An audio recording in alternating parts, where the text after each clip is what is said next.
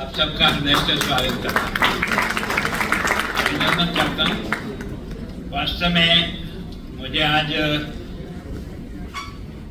समारोह 2026 में इस मंच पर उपस्थित होने का अवसर दिया, उसके लिए बहन शर्मा आपका बहुत बहुत धन्यवाद। आपकी टीम का धन्यवाद करता हूँ जिन्होंने इस कार्यक्रम को चंडीगढ़ में आयोजित करने का प्रयास किया। सच में मैं सोचता हूं कि आपके छोटे से प्रयास ने देश भर के ज्योतिष ज्ञाताओं को एक मंच पर एक साथ लाने का एक अवसर दिया। उसके लिए वास्तव में आपको और आपके जो ज्योति प्रांगण जो संगठन है उसका मैं बहुत बहुत धन्यवाद करता हूँ। क्या आज हमारे बीच में श्री लेखराज जी उपस्थित हैं, मंच पर मैं उनका स्वागत करता हूँ और आप सब बंधुओं का भी, बहनों का। मुझे पहली बार देखने का मौका मिला कि ज्योतिष जो है ना वो बहनों का भी एक बड़ा श्रृंगार बन गया है। ये शायद देश में पिछले कुछ समय से दिखाई दे रहा है। सामान्यतः ज्योतिष का अधिकांश जो ज्ञान था गांव में वो किसी भाई के द्वारा ही हम सबको मिलता था, लेकिन धीरे धीरे आपने अपने ज्ञान को बढ़ाया और अपने अतीत के शास्त्रों को पढ़ करके और उनसे अपने आप को भी इस प्रकार के तैयार किया कि आप ज्योतिष के आधार पर एक तरह से देश का ही मान बढ़ा रहे हैं। सबसे बड़ा तो 150 लोगों का सम्मान करना, जो मैं अध्यापक रहा हूँ।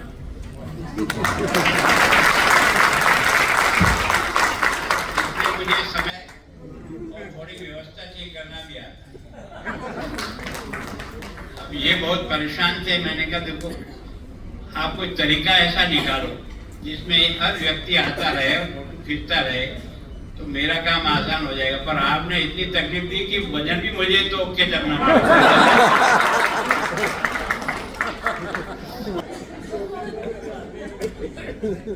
बहुत धन्यवाद। से मैं सोचता हूँ कि धन पूनम ने 1996 से इस संगठन को यहाँ प्रारंभ किया और मैं सोचता हूँ किसी संगठन को 30 वर्ष तक चलाना ये बहुत कठिन काम तो इन्होंने किया।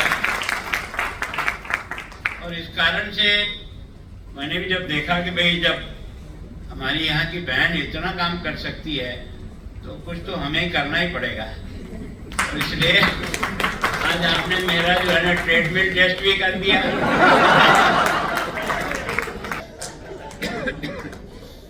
आपको बहुत बहुत धन्यवाद।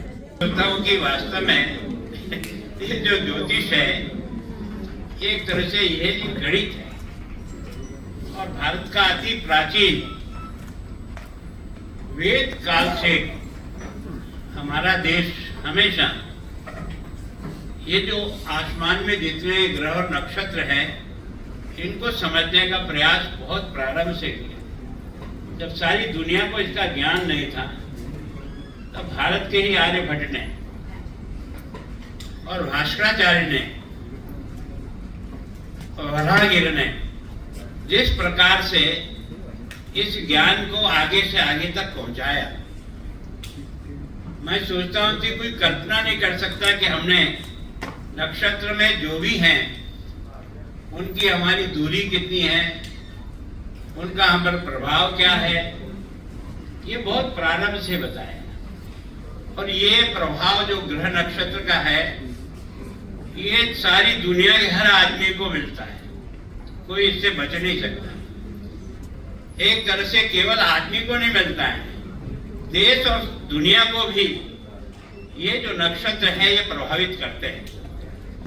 और हम लोग जो है भविष्य देखते हैं तो केवल व्यक्ति का ही नहीं देखते, हम भविष्य देश का भी देखते हैं, प्रकृति का भी देखते हैं। प्रकृति में कब तूफान आएगा, कब बारिश होगी, कब जनता महामारी से पीड़ित होगी, कब किस प्रकार का काल आएगा, ये सब कपोल कल्पित कहानियां नहीं है, ये मैथमेटिक्स का कैलकुलेशन है। और जो ज्योतिष मैथमेटिक्स के कैलकुलेशन को परफेक्टली कर सकता है, वो हर चीज को बहुत आसानी से बता सकता है। पर हमारा कमजोरी क्या हुई है कि जो ज्योतिष जानता नहीं है वो लोगों को ग्रह लगा देता है। तो उसके कारण से आपने ग्रह लगाया, आदमी का दिमाग ग्रह लग जाता है। ज्योतिष का ये काम नहीं।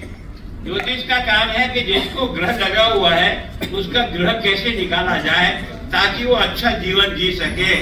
अच्छे है ना, आदमी दुखी होकर के आया और आपसे मिलने के बाद प्रसन्न होकर जो जाए वो ज्योतिष है।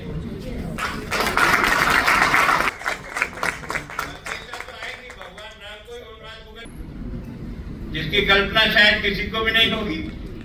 तो आखिर ये जो कर्मों का खेल है, ये कहीं कहीं तो किसी न किसी को प्रभावित करता ही है। तो मैं सोचता हूँ कि ये जो वास्तव में जिस प्रकार से जो सक्रिय भूमिका जिन लोगों ने मिले, अभी ब्रह्मांड में 9 ग्रह है, ये सब मानते हैं, पर प्रारंभ तो हमसे किया है। तो भारत का खगोल शास्त्र अति प्राचीन समय से बहुत ज्ञानवान था।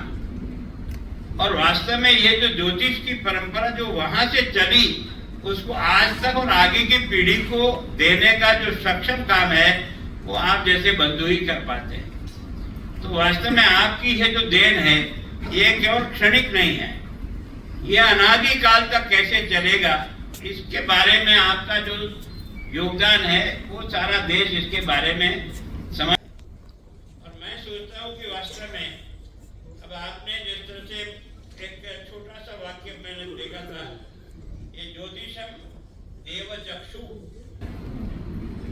ज्योतिष जो है ना वो देवता की आंख है। देवता की आंख का मतलब क्या है?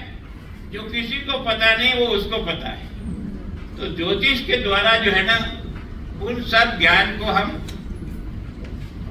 अर्जित करते हैं और जनता तक पहुंचाने का प्रयास करते हैं। तो मैं सोचता हूँ कि अब ये ब्रह्मांड प्रकृति